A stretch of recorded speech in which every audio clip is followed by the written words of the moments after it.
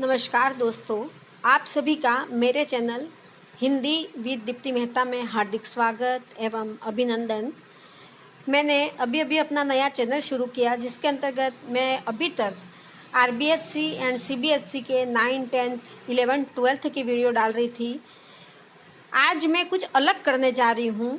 मेरे बीएड के जो स्टूडेंट थे, छात्राध्यापिकाएँ थी, उन्होंने मुझसे एक मांग रखी थी कि मैम हमें शिक्षण विद्या पढ़नी है और कोरोना महामारी के कारण स्कूल और कॉलेज बंद हो गए तो मैं उनको कॉलेज में शिक्षण विद्या नहीं पढ़ा पाई। तो मेरे मन में एक विचार उत्पन्न हुआ कि मैं क्यों ना कुछ महत्वपूर्ण read first level, second level, second grade, first grade सभी में उपयोगी हो ऐसे हिंदी की शिक्षण विधियों के कुछ प्रश्न का सीरीज शुरू करूं, जिसके माध्यम से मैं साथ में उन सभी प्रश्नों की व्याख्या भी करती जाऊंगी। तो उन बच्चों की जिनकी मांग थी उनकी भी और जो और भी देखेंगे सबके लिए ये बहुत ही महत्वपूर्ण सिद्ध होगा। तो मैं आगे आप सबके प्यार के विश्वास की आकांक्षी रहूँगी कि आप मुझे अधिक से अधिक प्यार दें, अधिक से अधिक इसको पसंद करें और मेरे चैनल को आगे बढ़ाने में मेरी मदद करें। साथ ही मैं ये भी कहना चाहूँगी कि आप जब भी ये प्रश्न करें, साथ में आप भी हल करते जाएं और हल करके नीचे मुझे कमेंट बॉक्स में लिखें कि आपके कितने क्वेश्चन सही हुए हैं, आप कितने कर पाए हैं। तो आपका स्नेह मेरे पे हमेशा बना रहे। इसी के साथ चलो आप अपन ये प्रश्न शुरुआत करते हैं। तो अपना सबसे पहला प्रश्न है, आपको दिखाई दे रहा होगा कि अपना पहला प्रश्न भाषा शिक्षण के उद्देश्य है। ऑप्शन है दूसरों को सरल बातें बता सकना, सुवाचन, सुवाणी व सुलेखन करना, बातें ठीक ठाक समझ सकना और पढ़ सकना, और हमारा चौथा ऑप्शन है प्रभावों उत्पादक और रमणीय ढंग से बोलना और लिख सकना। तो भाषा शिक्षण का क्या उद्देश्य है? तो बच्चों चारों ऑप्शंस में से आपको एक सेलेक्ट करना है कि दूसरों को सरल बातें बता सकना, क्या यही भाषा शिक्षण का उद्देश्य है? ऐसा तो नहीं है कि सिर्फ सरल बातें ही बताने के लिए अपन भाषा शिक्षण करते हैं, या हम सुवाचन अच्छा बोलने के लिए, अच्छा सुनने के लिए या अच्छा लिखने के लिए भाषा शिक्षण करते हैं, या दूसरों की कही गई बातें हम ठीक ठाक समझ सके उसके लिए भाषा शिक्षण करते हैं। ऐसा नहीं है। भाषा शिक्षण हम इसलिए करते हैं कि प्रभावोत्पादक और रमणीय ढंग से हम बोल सके और साथ में लिख भी सके। तो आपका उत्तर सही कौन सा होगा? आप जब भी वीडियो देखें उसको करें सही, आपका उत्तर यहाँ पर द सही होगा। चलो हम दूसरे प्रश्न की ओर आगे बढ़ते हैं। मोंटेसरी विधि का उपयोग करते हैं। मोंटेसरी विधि का उपयोग किस में करते हैं?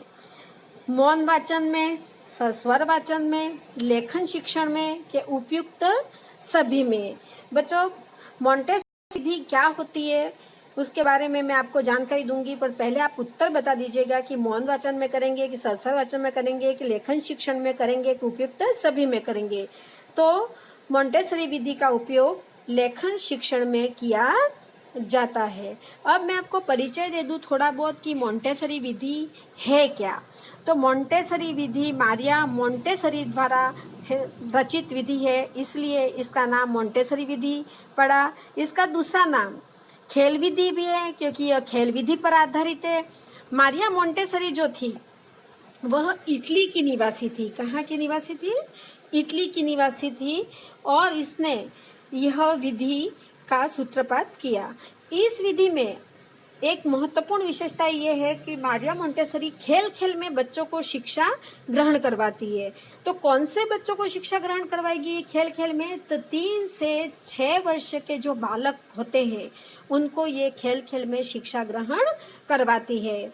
इनकी विधि है वह जैसे अपने जो कौशल है वो कौशल चलता है सुनना, बोलना, पढ़ना और लिखना। इसके आधार पर अपन कौशल में चलते हैं। पर मोंटेसरी विधि का में मारिया मोंटेसरी जी का ये मानना है कि सुनना और बोलने के पश्चात पढ़ना न करके लिखना पहले आएगा। उनका मानना यह है कि पढ़ना आवश्यक नहीं है, पहले लिखना आवश्यक है। अगर बच्चे को लिखना आ गया तो वो पढ़ना अपने आप सीख जाएगा। तो इनका जो कौशल है वो इस तरह से चलते हैं, सुनना, बोलना, लिखना और पढ़ना, इस प्रकार। और इनका जो सिद्धांत है वह है रूसो का प्रकृतिवादी दर्शन। ये रूसो को प्रकृतिवादी दर्शन को मानती है कि बालक प्रकृति में बहुत अच्छा सीख जाता है।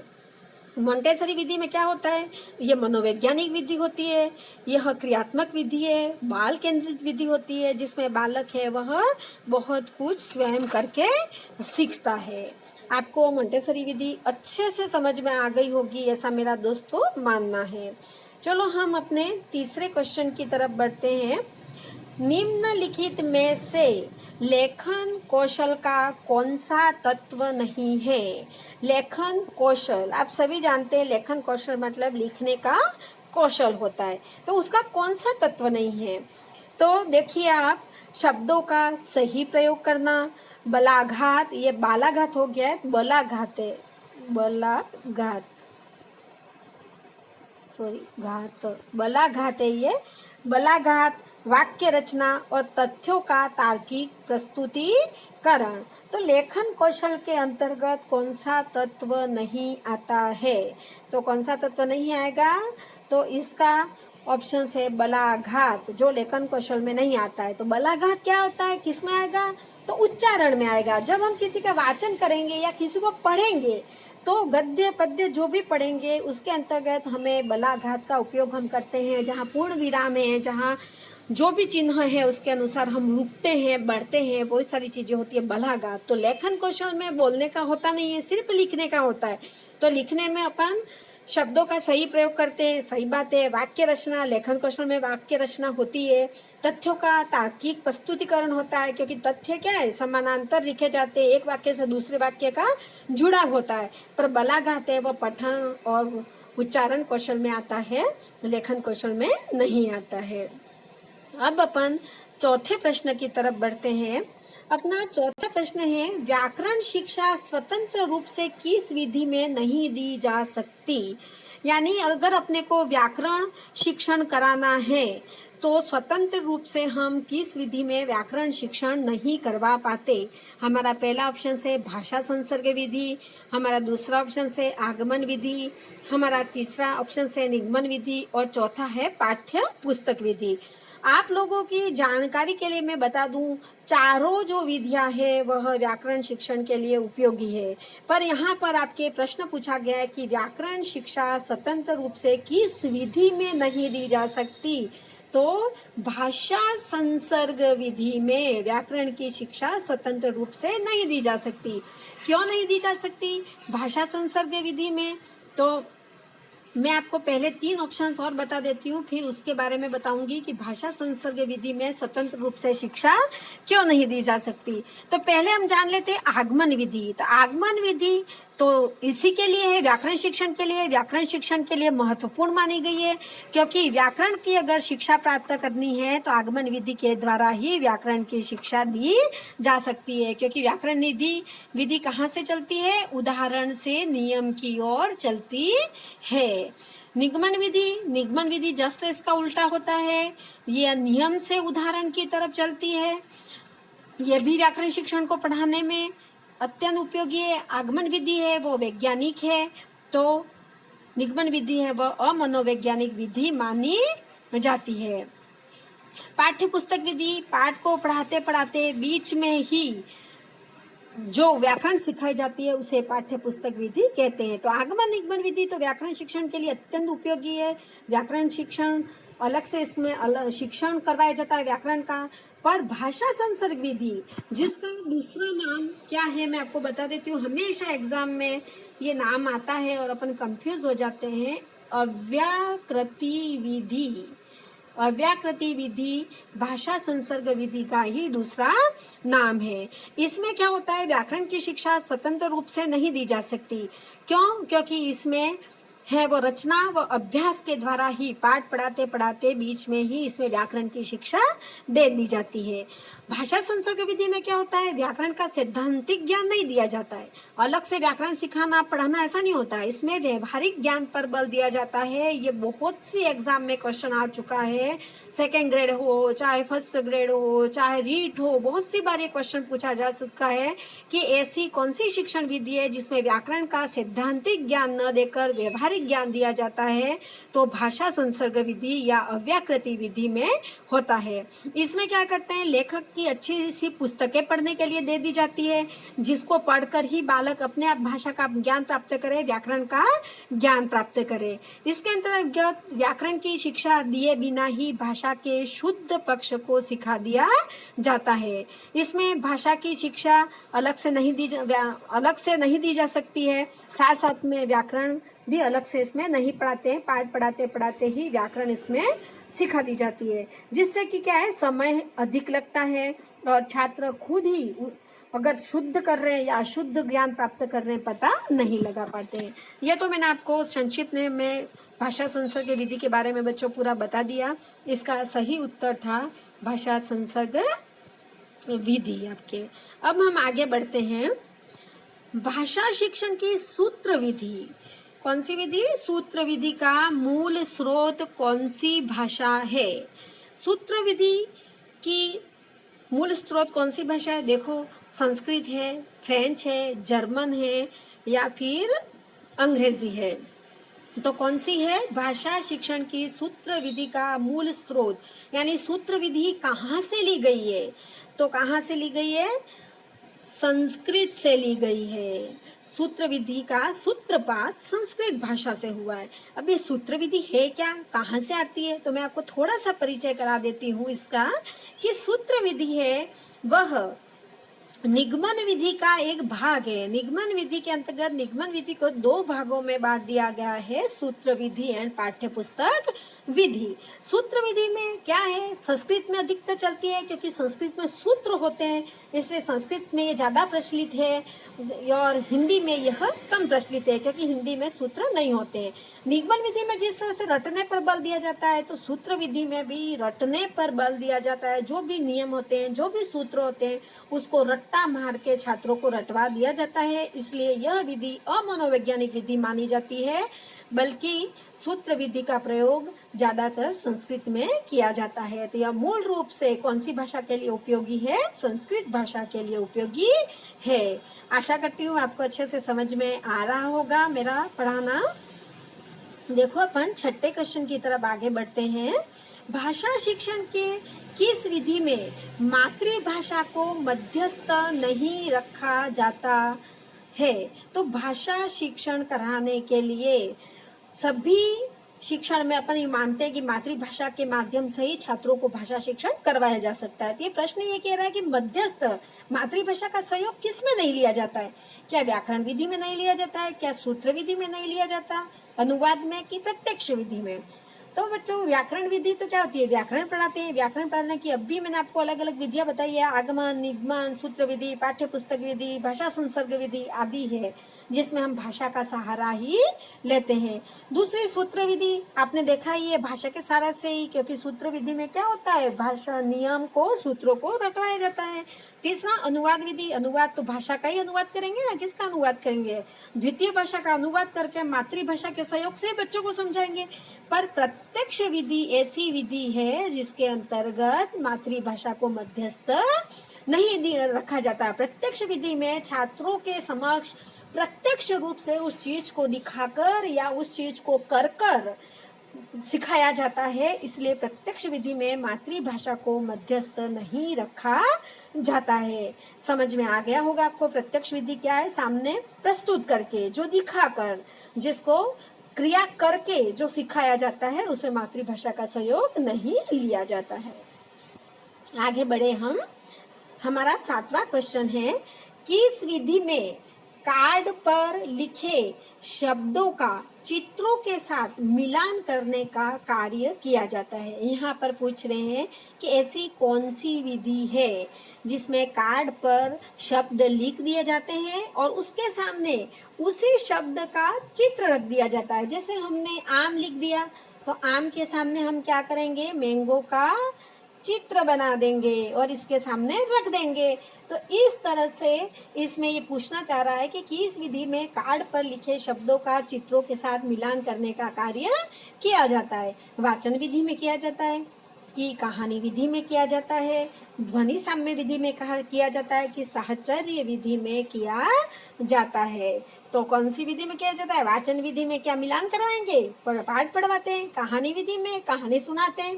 ध्वनि साम्य विधि में समान ध्वनि वाले शब्दों को मिलाएंगे। और साहचर्य विधि में आपके कार्ड के द्वारा चित्रों का मिलान किया जाता है। अब बता दो, साहचर्य विधि किसने दी थी? मारिया मोंटेसरी ने दी थी।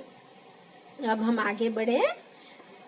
रसास्वादन विधि का प्रयोग सर्वाधिक उपयोगी है। रसास्वादन विधि रसास्वादन विधि किसके अंतर्गत कौन से शिक्षण में करवाई जाती है? तो रसास्वादन विधि है वह कविता शिक्षण में करवाई जाती है। कविता का रस का हम क्या करते हैं? आस्वादन करते हैं और रस को हम ग्रहण करते हैं। तो रसास्वादन विधि का प्रयोग सर्वाधिक कौन से स्तर पे किया जाता है? प्राथमिक स्तर पर, के माध्यमिक स्तर पर, के उच्च स्तर पर, के सभी स्तरों पर।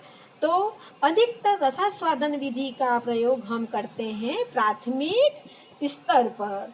प्राथमिक स्तर पर छोटे छोटे बच्चों को हम क्या करते हैं? कविताएं सुनाते हैं। कविता के माध्यम से हम छात्रों को मनोरंजन करते हैं और रसास्वादन कराते हैं। चलो हम आगे 9वें क्वेश्चन की तरफ बढ़ते हैं। हमारा साहचर्य विधि में भाषा की इकाई माना जाता है। अब आपको पता चल गया साहचर्य विधि क्या होती है, मैंने बता दिया है।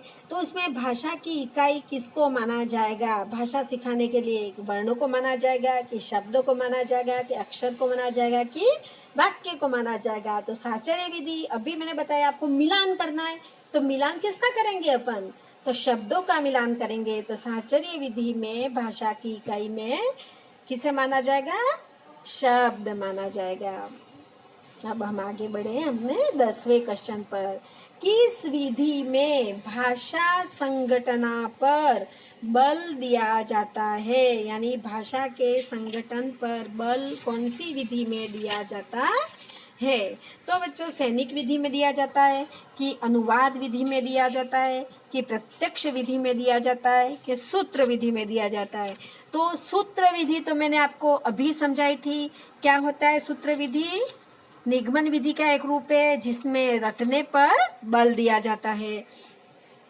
प्रत्यक्ष विधि अभी मैंने आपको बताया कि सामने प्रत्यक्ष रूप से जिस चीज को दिखाते हैं वह प्रत्यक्ष विधि होती है। अनुवाद विधि हम द्वितीय भाषा का मातृभाषा में क्या करते हैं? अनुवाद करते हैं। और अब हमारे पास बची सैनिक विधि। तो सैनिक विधि में भाषा संगठना पर बल दिया जाता है। अब मैं थोड़ा सा आपको परिचय करा दूं, सैनिक विधि होती क्या है। सैनिक विधि का दूसरा नाम है भाषा वैज्ञानिक विधि।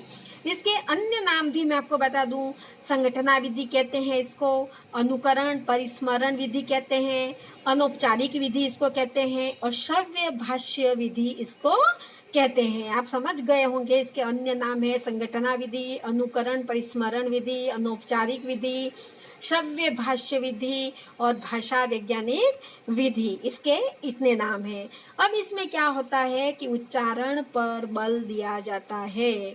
उच्चारण करके उसका जो भी अर्थ प्राप्त होता है उस पर बल दिया जाता है। इस विधि का प्रादुर्भाव कहाँ से हुआ अगर यूँ पूछा जाए आपको, तो अमेरिका से इस विधि का प्रादुर्भाव हुआ था। सैनिक विधि में कब हुआ था? जब द्वितीय विश्व युद्ध चल रहा था उस समय इस विधि का प्रादुर्भाव हुआ था। इसके अंतर्गत क्या करते हैं? तो मैं थोड़ा सा आपको और परिचय दे दूं कि स्वाभाविक संवादों एवं मौखिक कथनों के द्वारा इसमें भाषा का ज्ञान करा दिया जाता है, कि आपस में मौखिक संवाद जो भी करेंगे उसके द्वारा इस विधि में भाषा संगठना का ज्ञान कराया जाता है। इसमें क्या होता है? सैद्धांतिक विषय पर बल नहीं देते, सिर्फ व्यवहारिक विषय होता है। व्यवहारिक विषय पर ही बल दिया जाता है और इसमें भाषाई कौशलों का क्या करवाया जाता है? अभ्यास कराया जाता है। इसमें लेखन कौशल या व्याकरण पर कोई भी जोर नहीं दिया जाता है। इसमें सैनिक विधि में सिर्फ मौखिक रूप से होती है, इसमें लेखन में कोई भी जोर नहीं होता है और इसमें न ही लेखन कार्य करवाया जाता है और न ही इसमें अलग से व्याकरण भी पढ़ाई जाती है। तो ये मैंने आपको थोड़ा सा सैनिक विधि के बारे में आपको परिचय दे दिया कि सैनिक विधि होती क्या है। अब हम हमारे आगे 11वें प्रश्न की तरफ बढ़ते हैं। अभिक्रमित अनुदेशन के मुख्य प्रकार है। तो अभिक्रमित अनुदेशन आप सभी जानते हैं क्या होता है अभिक्रमित अनुदेशन।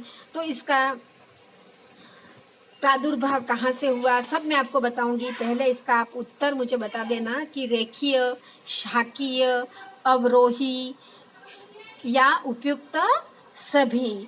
तो क्या होगा इसका उपयुक्त सभी। अब आपको अभिक्रमित अनुदेशन होता क्या है थोड़ा सा मैं बता दूं। तो अभिक्रमित अनुदेशन है उसकी शुरुआत है वह सिडनी में हुई थी। सिडनी एल प्रेसे में यह शिक्षण मशीन के रूप में कार्य करता है। इसकी शुरुआत अमेरिका में की सिडनी शहर में की गई थी और इसके मुख्यतः 3 भाग हैं, रेखीय, शाखीय और अवरोही। रेखीय जो है उसको बाह्य अभिक्रमित अनुदेशन भी कहते हैं। इसके संपादक है या ये रेखीय अभिक्रमित अनुदेशन को का प्रादुर्भाव करने में श्रेय जाता है स्किनर महोदय को। किसको जाता है? स्किनर महोदय को। और यह 1954 में इसकी शुरुआत हुई थी। दूसरा शाखीय अनुक्रमित अनुदेशन जो नॉर्मल एंड क्राउडर और 1960 में। इस तरह से इसके मुख्य 3 प्रकार है। अभिक्रमित अनुदेशन यह एक मशीन शिक्षण मशीन के रूप में इसमें कार्य किया जाता है। छोटे छोटे पदों में विभक्त कर छात्रों को सिखाया जाता है। हम आगे बढ़े। निम्नांकित विधियों में से व्याकरण शिक्षण के लिए उपयुक्त विधि नहीं है। अभी मैंने आपको व्याकरण शिक्षण बताया था पूरा कि उपयुक्त विधि कौन कौन सी है। तो भाषा संसर्ग विधि, अनुकरणात्मक विधि, आगमन विधि या निगमन विधि। ये तो आप आसानी से बता दोगे। अभी मैंने पूरी व्याख्या की है कि कौन सी विधि, भाषा संसर्ग, अनुकरण, आगमन, निगमन। तो भाषा संसर्ग अभी डिटेल में पूरा समझाया था। आगमन विधि उदाहरण से नियम की ओर व्याकरण पढ़ाने के लिए सबसे महत्वपूर्ण विधि। निगमन विधि नियम से उदाहरण की तरफ व्याकरण शिक्षण के लिए उपयोगी विधि। और अनुकरणात्मक विधि जो है वो व्याकरण शिक्षण के लिए उपयुक्त नहीं है। अब हम हमने 13वें क्वेश्चन की तरफ आगे बढ़ते हैं।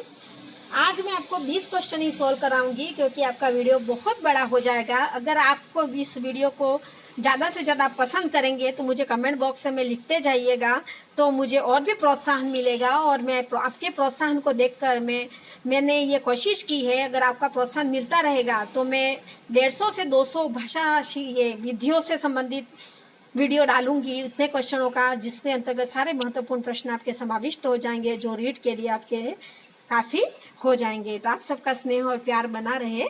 चलो आगे। भाषा शिक्षण में उच्चारण शुद्धता के लिए प्रयोग किया जाता है।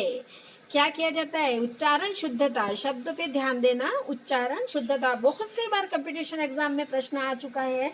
मैंने इसके अंतर्गत ऐसे प्रश्न भी समाविष्ट किए हैं जो आपके बहुत सी बार first grade, second grade, REET में आ चुके हैं। पुराने बहुत सालों के पेपरों को देखकर मैंने प्रश्नों को सेलेक्ट किया है। तो इम्पोर्टेंट प्रश्न जो पुराने एग्जाम में आ चुके हैं और या नेक्स्ट इम्पोर्टेंट बनने वाले हैं। तो आप अगर निरंतर मेरे वीडियो को देखोगे तो आपको बहुत फायदा होगा।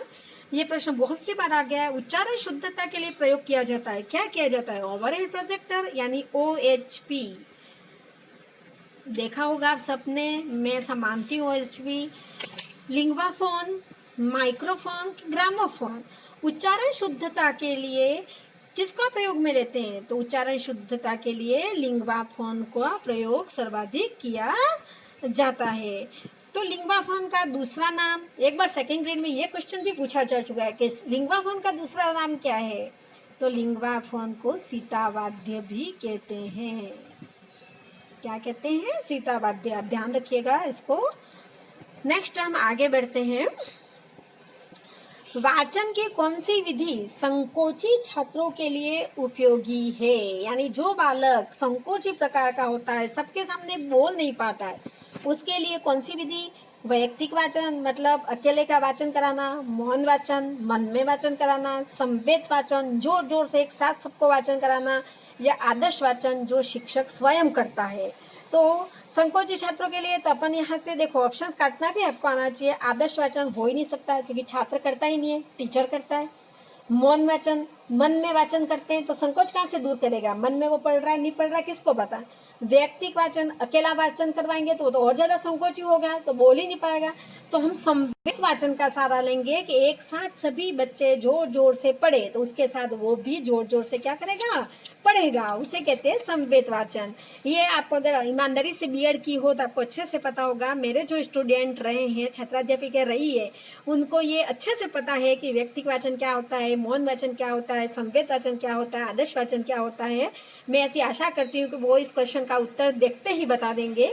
नीचे कमेंट्स बॉक्स में मुझे ज़रूर लिखिएगा कि आपने बताया या नहीं बताया इसका उत्तर। तो इसका उत्तर क्या हो गया? समवेत वाचन। अब हम आगे बढ़ते हैं। वस्तुनिष्ठ प्रश्नों की उपयोगिता का मुख्य कारण है। वस्तुनिष्ठ प्रश्न आजकल के एग्जाम का पैटर्न, वस्तुनिष्ठ प्रश्न। तो पैटर्न के अनुसार आप देखो कि वस्तुनिष्ठ प्रश्नों की उपयोगिता का मुख्य कारण क्या है। व्यापक शिक्षण है, वस्तुनिष्ठ प्रश्न व्यापक शिक्षण के लिए उपयोगी है, विद्यार्थियों के हित के लिए उपयोगी है, समय की बचत के लिए उपयोगी है, कि निष्पक्ष मूल्यांकन के लिए उपयोगी है। तो व्यापक शिक्षण तो वस्तुनिष्ठ प्रश्नों के द्वारा हो नहीं सकता, क्रॉस मार दो। विद्यार्थियों का हित इतना कोई होता नहीं है इसमें, क्रॉस मार दो। समय की बचत जरूर होती है, वस्तुनिष्ठ प्रश्न फटाफट हल हो जाते हैं या फटाफट देख लेते हैं। पर यहाँ पूछा है मुख्य कारण, इसके ऊपर भी आपको ध्यान देना है। तो इसके अंतर्गत निष्पक्ष मूल्यांकन होता है। टीचर की रुचि का, टीचर के स्वभाव का इस पर कोई प्रभाव नहीं पड़ता। छात्र ने जो भी उत्तर लिखा है अबद सदद जो सही होगा वो अपने आप ठीक हो जाएगा, उसमें शिक्षक की रुचि का प्रभाव नहीं पड़ता। इसीलिए वस्तुनिष्ठ प्रश्नों की उपयोगिता का मुख्य कारण क्या होगा? निष्पक्ष मूल्यांकन। अगर आप मूल्यांकन की विशेषताएं पढ़ेंगे इसमें ये पूरा विस्तृत रूप से मिलेगा आपको। सुकृति विधि अन्य किस नाम से जानी जाती है? अगर आप प्रश्न कौशल का अच्छे से अभ्यास अगर किया हो किसी ने, या प्रश्न कौशल पढ़ा हो, बीएड करी हो, तो इसका उत्तर आप अच्छे से दोगे। प्रश्नोत्तर विधि, व्याख्यान विधि, प्रायोजना विधि, पर्यवेक्षित विधि। तो सुकृति विधि का अन्य नाम है प्रश्नोत्तर विधि, क्योंकि प्रश्नोत्तर विधि का सर्वप्रथम सूत्रपात करने वाले सुकृत ही थे। क्योंकि अगर एक शिक्षक को प्रश्न करने नहीं आया तो वो अच्छा शिक्षक नहीं माना जाता। तो प्रश्नोत्तर विधि का अन्य नाम है सुकृति विधि। व्याख्यान विधि नीरस विधि है, एक तरफा विधि होती है। शिक्षक स्वयं बोलता रहता है, छात्र सुनते रहते हैं। नेक्स्ट हम आगे बढ़े। विद्यार्थियों के सतत एवं व्यापक मूल्यांकन पर प्रभावी जोर दिया गया। राष्ट्रीय शिक्षा नीति 1986, माध्यमिक शिक्षा आयोग, यशपाल कमेटी, इनमें से कोई नहीं। तो विद्यार्थियों के सतत एवं व्यापक मूल्यांकन आप जाते हो, सतत एवं व्यापक मूल्यांकन क्या कहलाता है? तो एफए और एसए आप करते हो ना, एफए एसए एग्जाम देते हो, तो सतत को कहते हैं एफए फॉर्मेटिव असेसमेंट, और व्यापक मूल्यांकन को कहते हैं ऐसे समेटिव असेसमेंट। तो फॉर्मेटिव असेसमेंट एवं समेटिव असेसमेंट पर प्रभावी जोर किसने दिया था? तो राष्ट्रीय शिक्षा नीति 1986 ने इसके ऊपर अधिक जोर दिया था। यशपाल कमेटी ने तो क्या करा था? बिना बोझ की शिक्षा, कि छात्रों को कोई बोझ नहीं पड़े, बिना बोझ की शिक्षा दी जाए, यशपाल कमेटी ने ऐसा कहा था। किसने मूल्यांकन की प्रक्रिया को त्रिमुखी बताकर त्रिकोण के रूप में प्रस्तुत किया? Morrison, Herbert, Bloom, Krathwohl. ये प्रश्न बहुत सी बार एग्जाम में पूछा गया है। मूल्यांकन से संबंधित प्रश्न पूछने में ये प्रश्न सर्वाधिक बार पूछा जाने वाला प्रश्न है, कि बार बार रिपीट होता ही रहता है। रीट हो, सेकंड ग्रेड हो, कोई भी एग्जाम हो, बार बार ये प्रश्न होता है कि ब्लूम महोदय ने, इसका उत्तर है ब्लूम महोदय ने इसे त्रिकोण मूल्यांकन के अंतर्गत दिया था, जिसको उद्देश्य और विषय की व्यापकता इस तरह से इसने यहाँ पर ऐसे त्रिकोण के रूप में मूल्यांकन को क्या किया था? प्रस्तुत किया था। तो कौन है? ब्लूम। नेक्स्ट अपन बढ़ते हैं। गद्य शिक्षण के द्रुत पाठ में अधिक ज्ञान दिया जाता है। अगर आपने गद्य शिक्षण किया हो तो आप अच्छे से बता सकते हो कि गद्य शिक्षण के अंतर्गत द्रुत पाठ क्या होता है। मेरे पास जिसने बीएड की है वो इसको अच्छे से बता देंगे कि द्रुत पाठ होता क्या है। ठोक ठोक के पढ़ाया था कि ध्रुत पाठ इसे कहते हैं, ध्रुत पाठ इसे कहते हैं, तो आप अच्छे से बता दोगे। मैं ऐसी आशा करती हूँ कि ये ध्रुत पाठ ये कहते हैं। अब बता दीजिए मुझे, गद्य शिक्षण में ध्रुत पाठ में अधिक ज्ञान दिया जाता है किसके पर? अर्थबोध पर, स्वर पाठ पर, मौन पाठ पर कि शब्दार्थ पर? तो इसका सही उत्तर है अर्थबोध पर विशेष ध्यान दिया जाता है। क्यों? स्वर पाठ जोर जोर से पाठ करते हैं और जोर जोर से वाचन किसमें किया जाता है? पद्य शिक्षण में। मौन पाठन करते हैं, मन में वाचन करते हैं। शब्दार्थ ध्रुत पाठ मतलब अर्थबोध अच्छे से समझते हुए धीमी गति से पाठ का वाचन करना, अर्थबोध कराते हुए, अर्थ ग्रहण कराते हुए जिस पाठ का वाचन किया जाता है, तो ध्रुत पाठ में अधिक ज्ञान दिया जाता है अर्थ बोध पर। और आज दोस्तों हमारा अंतिम प्रश्न है 20वां प्रश्न। मातृभाषा और सीखी जाने वाली द्वितीय भाषा दोनों का भाषा वैज्ञानिक विश्लेषण प्रस्तुत करने हेतु प्रभावी विधि है। इसी के अंतर्गत 2-3 प्रश्न और बन रहे हैं। देखो मैं आपको बताती हूँ, मातृभाषा और सीखी जाने वाली द्वितीय भाषा, यहाँ 2 भाषाओं के बारे में बताया है। का वैज्ञानिक विश्लेषण प्रस्तुत करने हेतु प्रभावी विधि कौन सी है?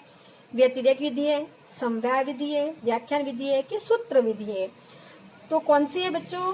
पहला उत्तर है व्यतिरेक विधि। अब व्यतिरेक विधि होती क्या है? तो व्यतिरेक का शाब्दिक अर्थ होता है तुलना, तुलना करना। तुलना किसके बीच करेंगे? स्पष्ट लिखा हुआ है मातृभाषा और सीखी जाने वाली द्वितीय भाषा, चाहे वो द्वितीय भाषा संस्कृत हो, चाहे वो द्वितीय भाषा उर्दू हो, चाहे वो द्वितीय भाषा अंग्रेजी हो, चाहे अन्य क्षेत्रीय बोलियां हो, दोनों भाषाओं का वैज्ञानिक विश्लेषण। ये भी है कि व्यतिरेक विधि क्या करती है? वैज्ञानिक विश्लेषण प्रस्तुत करती है, दोनों भाषाओं को एक साथ सिखाने का कार्य करती है। व्यतिरेक विधि का द्वितीय भाषा की सर्वश्रेष्ठ विधि इसको कहा गया है। और ये बहुत ही इम्पोर्टेंट है कि द्वितीय भाषा की सर्वश्रेष्ठ विधि व्यतिरेक विधि को किसने कहा? तो भोलानाथ तिवारी ने व्यतिरेक विधि को द्वितीय भाषा की सर्वश्रेष्ठ विधि कहा। ये व्यतिरेक विधि होती है वो असमान तत्वों पर बल देती है। असमान तत्व मतलब मातृभाषा और द्वितीय भाषा में जो असमान तत्व, समान तत्व उस पर नहीं, वर्ण, शब्द, विचार, वाक्य विचार, सारी व्याकरण ले लीजिए, मुहावरे, लोकोक्तियाँ, सब में जो एक जैसा हो उस पर बल नहीं देगी। दोनों भाषाओं में जो अलग हो उसके पर ये बल देती है। इसलिए इसको व्यतिरेक विधि कहता है कि 2 भाषाओं में तुलना करना। यह मौखिक अभ्यास पर बल देती है, लेखन कौशल पर बिल्कुल भी बल नहीं देती है। दूसरी समवाय विधि गद्य पद्य रचना शिक्षण का एक साथ पढ़ाना, व्याकरण सिखाना समवाय विधि होता है। व्याख्यान विधि आप जानते ही है, सूत्रपात विधि आपको मैंने बता दिया। तो इसका उत्तर क्या हुआ? व्यतिरेक विधि, जिसमें मातृभाषा और द्वितीय भाषा का एक साथ वैज्ञानिक विश्लेषण प्रस्तुत किया जाता है। तो आज हमारे 20 क्वेश्चन पूरे होते हैं। मैं आगे और भी 20 क्वेश्चनों की सीरीज लेके आती रहूँगी। अगर जो मुझे आपका प्यार स्नेह मिलता रहा तो मैं आगे और भी बहुत अच्छे क्वेश्चन आपके सामने प्रस्तुत करूंगी और व्याख्या के साथ आपको समझाते हुए प्रस्तुत करने की कोशिश करूंगी। तो आप मुझे कमेंट बॉक्स में ज़रूर लिखिएगा कि मेरा ये प्रयास आपको कैसा लगा, पसंद आया या नहीं आया, आपने कितने क्वेश्चन राइट किए और आगे आप इस तरह के अन्य वीडियो चाहते हो या नहीं चाहते हो। आपके कमेंट पे मैं आगे कार्य करूंगी। जय हिंद, जय भारत।